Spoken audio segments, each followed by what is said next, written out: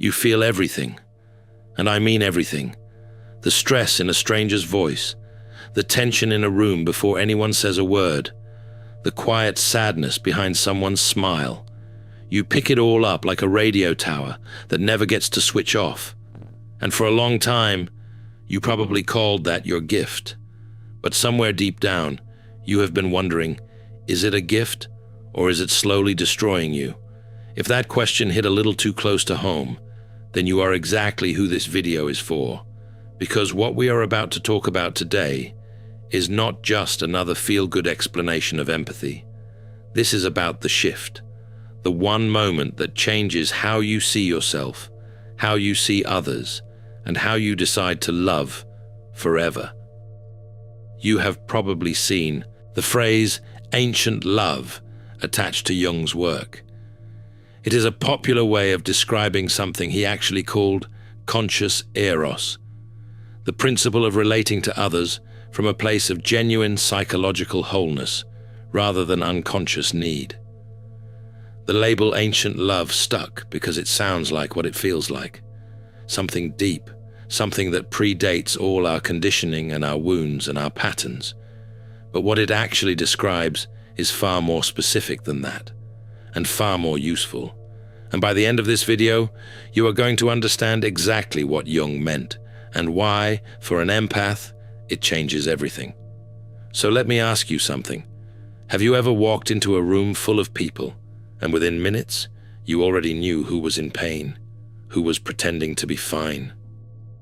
If that sounds familiar, then you already know what it feels like to live inside the body of an empath. But here is the part nobody talks about.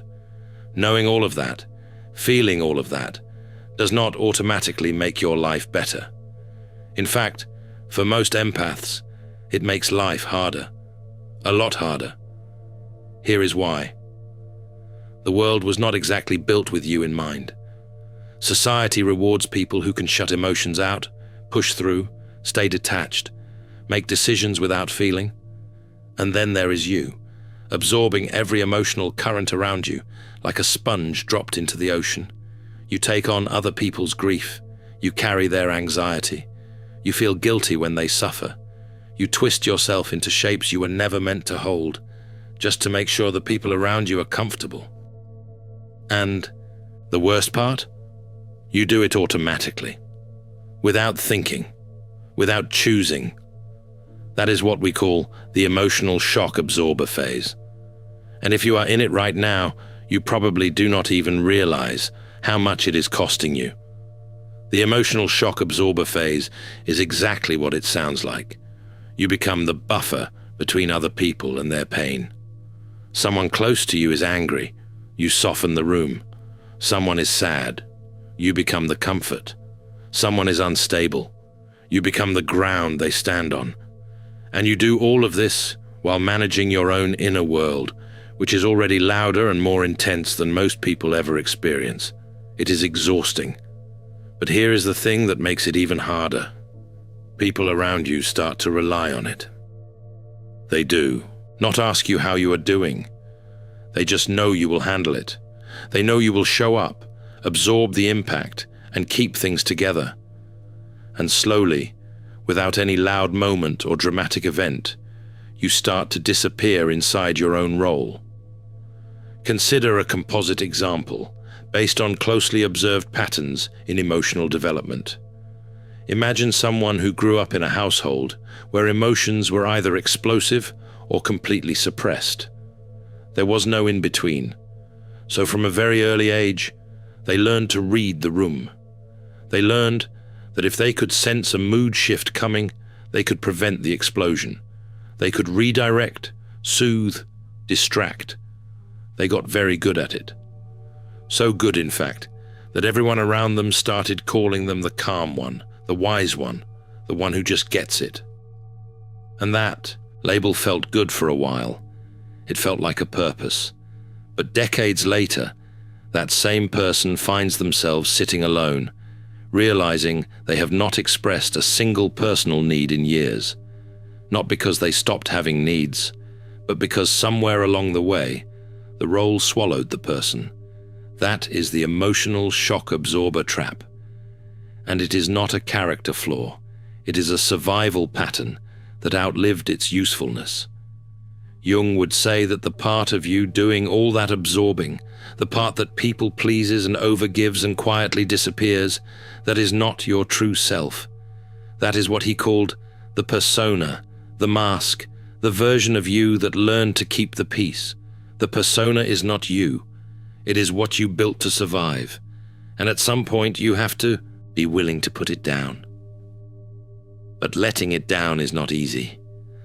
Because somewhere in the empath's inner world, there is a belief that has been running quietly for years. It sounds something like this.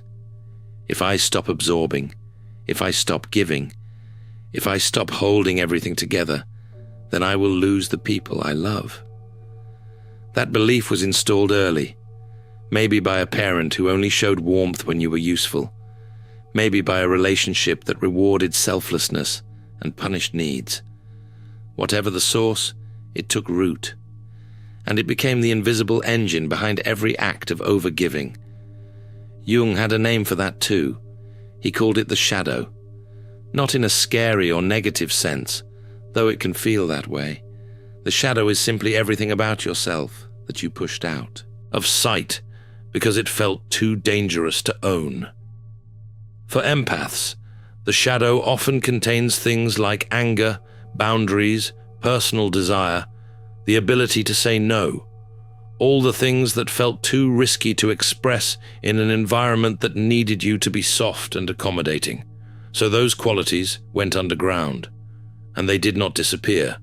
They just started showing up in other ways, as resentment, as burnout, as a quiet bitterness you cannot quite explain, as the feeling that you give and give and give and somehow always end up empty. And here is where it gets even more complicated, because when your shadow goes unexamined long enough, it starts to attract people who sense it. Not consciously. Most people could not explain why they gravitate toward a certain person, but emotionally, the dynamic sets itself up.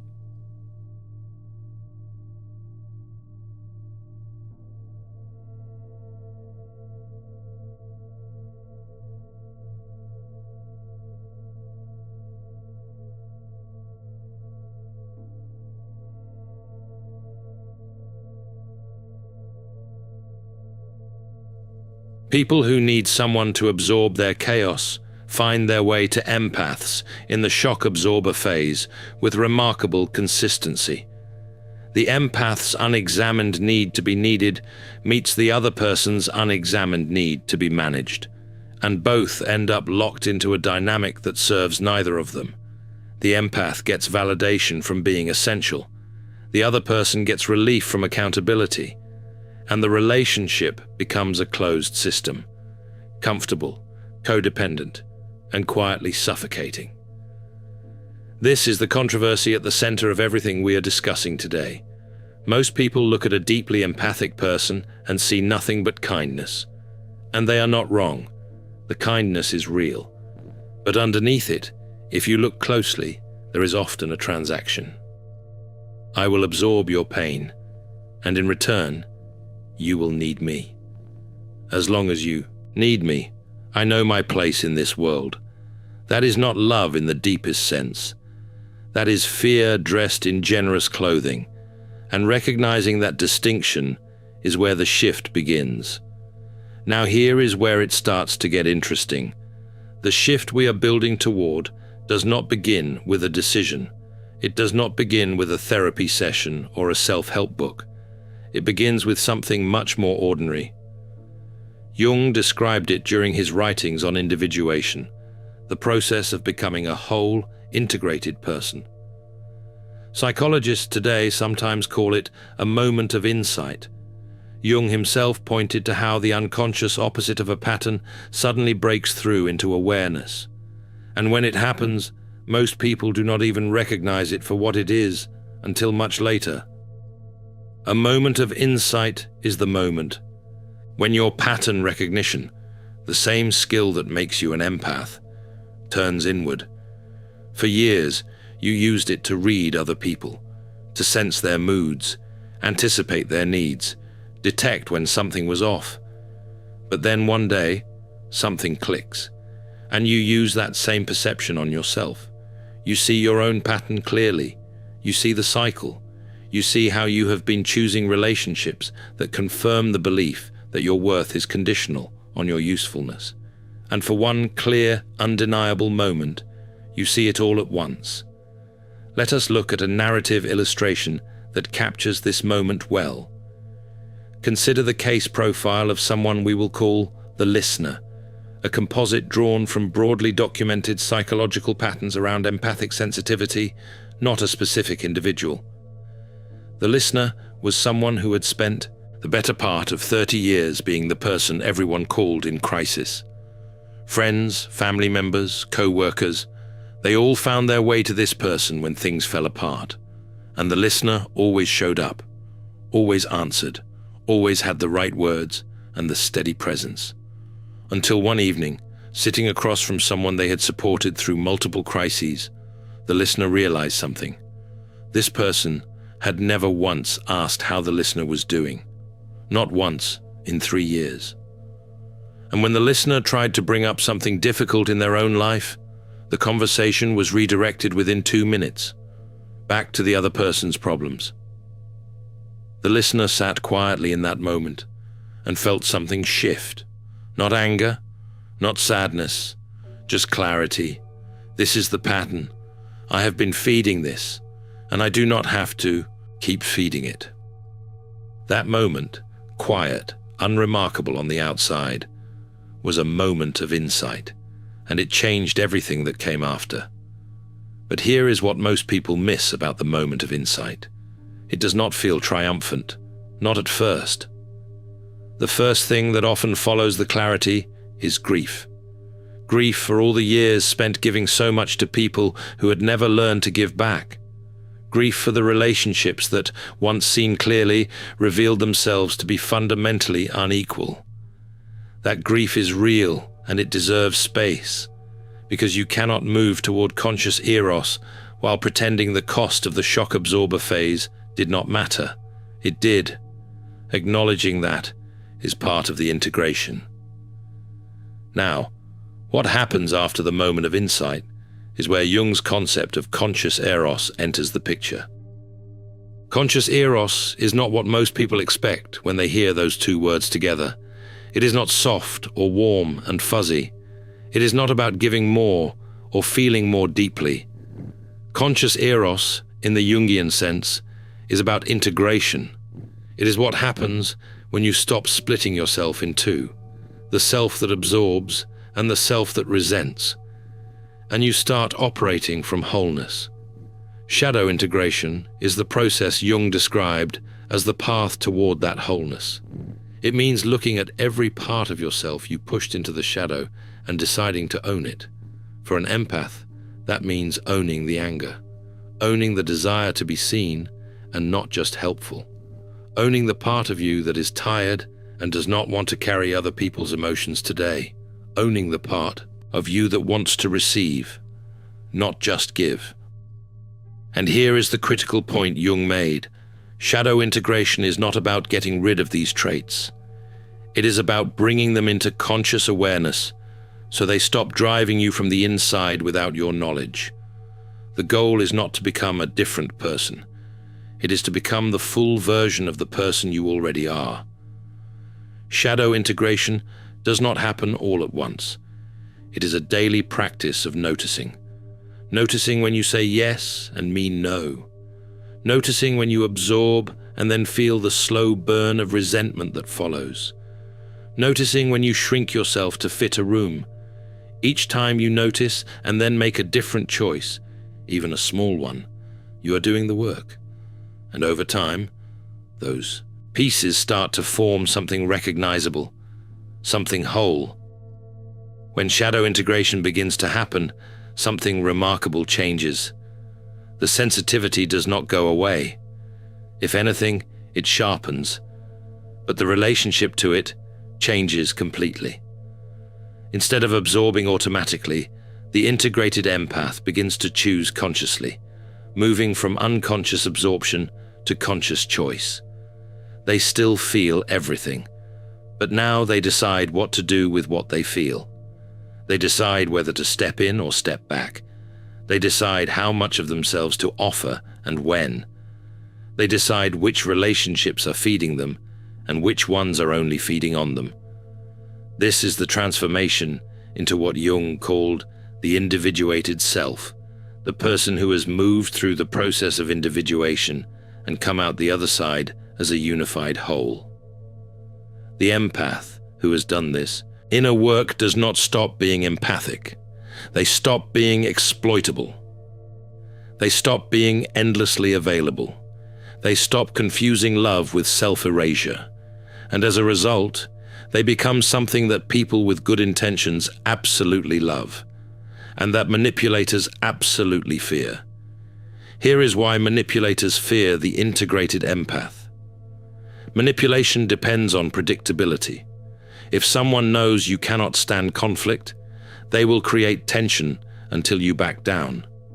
If they know your deepest fear is abandonment, they will threaten to leave every time you assert yourself.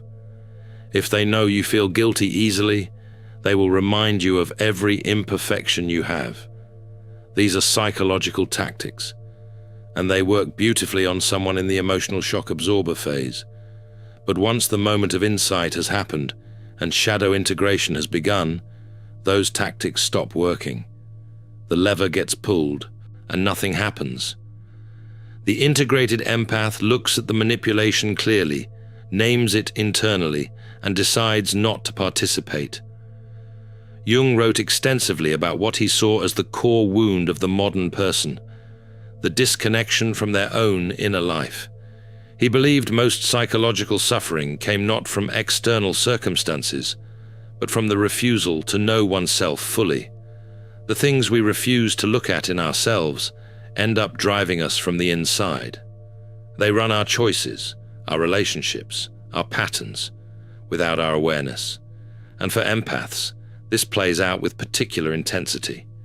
The gift of emotional sensitivity, without self-knowledge, becomes a liability. You feel everyone else so clearly, but you lose track of yourself, and the shadow grows heavier the longer you ignore it. This is why conscious eros matters so deeply for empaths. Conscious eros, in the way Jung pointed toward it, is not the breathless romantic love that fades. It is not the anxious attachment love that needs constant reassurance. It is the love that has survived full knowledge of yourself, the beautiful parts and the difficult parts, and still chooses to show up open and present. It is selective not because it is cold, but because it is wise. It knows the difference between giving from abundance and giving from depletion. It knows the difference between connection and codependency. Real love, the kind that lasts, the kind that actually helps, can only come from someone who is genuinely whole. There is a real psychological foundation behind all of this, though it is worth separating two frameworks. Jung worked in analytical psychology and did not have access to modern neuroscience. But what modern science has found supports what he described. Research in the area of sensory processing sensitivity, studied extensively by psychologist Elaine Aron, confirms that highly sensitive people process emotional stimuli more deeply than others. Brain imaging studies have shown that people with high empathic sensitivity show greater activation in the mirror neuron systems and insula, the regions linked to emotional resonance and self-awareness. This means absorbing emotion is not metaphorical, it is neurological, and developing conscious control over that absorption is a real, trainable skill, one that changes not only how you feel in relationships, but how your nervous system responds to the world. Jung mapped the psychological territory. Modern science has since confirmed the biological mechanism underneath it. The integrated empath, then, is not a fantasy. It is a neurological and psychological reality that emerges when someone does the inner work. That work begins with the moment of insight and deepens through shadow integration, Two processes Jung mapped out across decades of clinical work. Now here is something I want to say directly. If you are somewhere in the middle of this journey right now, somewhere between still absorbing everything and not quite trusting your own boundaries yet, please hear this. The fact that you feel so much is not your weakness. It has never been your weakness. It is your raw material. The sensitivity that made you a shock absorber is the same sensitivity that, once integrated, makes you extraordinarily perceptive, deeply trustworthy, and capable of genuine connection that most people never experience. The difference is not in the feeling, it is in what you choose to do with it. The living lie detector, that phrase sometimes used to describe the integrated empath, is not about becoming suspicious or guarded. It is about pattern recognition operating at full capacity, informed by self-knowledge rather than fear. When you know your own patterns, you recognize them in others. When you have done your own shadow work, you can see manipulative dynamics playing out around you with unusual clarity. You are not easily fooled. Not because you have become cynical, but because you have become honest, deeply honest, with yourself first. And when you reach that level of honest self-awareness, the quality of your relationships starts to change. Not because you become harder to be around, but because you become clearer to be around. People who are genuinely healthy and self-aware feel safe with you. Not because you absorb their problems, but because they can sense that you are not hiding from yourself. That kind of presence, grounded, clear, emotionally open, but not emotionally overwhelmed, is extraordinarily rare. It is the kind of presence that makes real intimacy possible. That honesty is the bridge that leads to Conscious Eros, the love that doesn't need to prove itself through suffering, the love that doesn't confuse self-destruction with devotion, the love that is given freely, with full presence, from a person who has done the hard work of knowing who they are and choosing, consciously, deliberately, to show up anyway. That is what Jung was pointing toward. A principle of relating that is not driven by fear or unconscious need, but by genuine choice, deeper than ego. Below the surface of all are patterns and roles and masks, waiting to be claimed by anyone willing to do the inner work. The individuated self is not born perfect.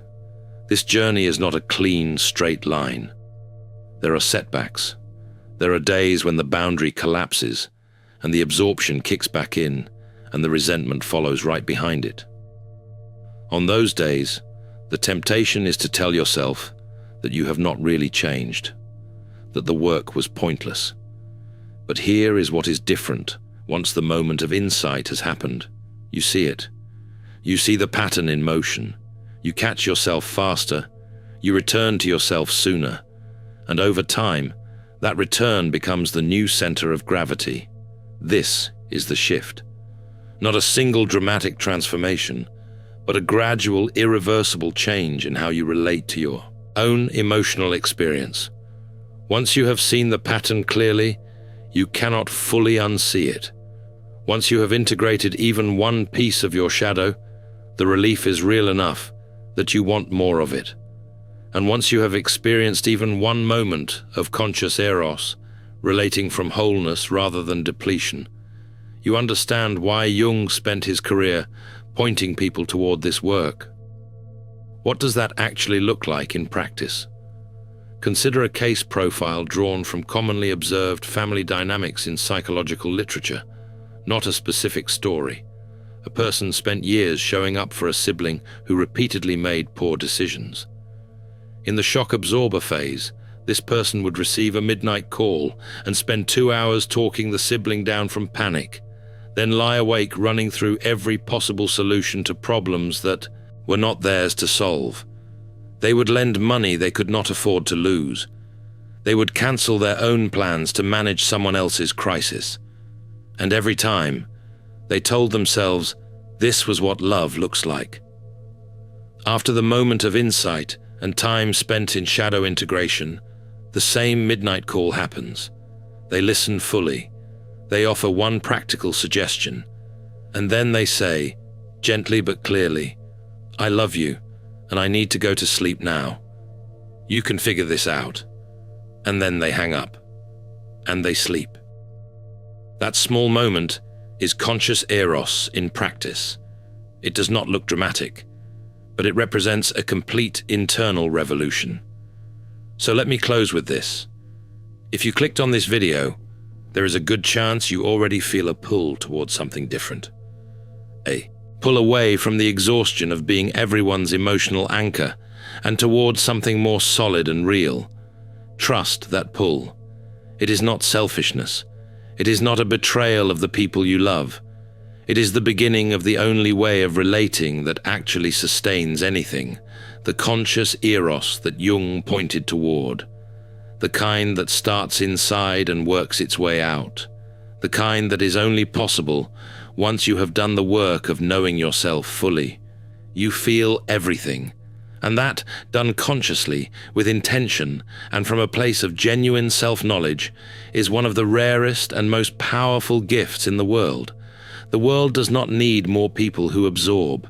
It needs more people who have done the work to be whole. And you becoming whole is the most generous thing you can offer anyone around you.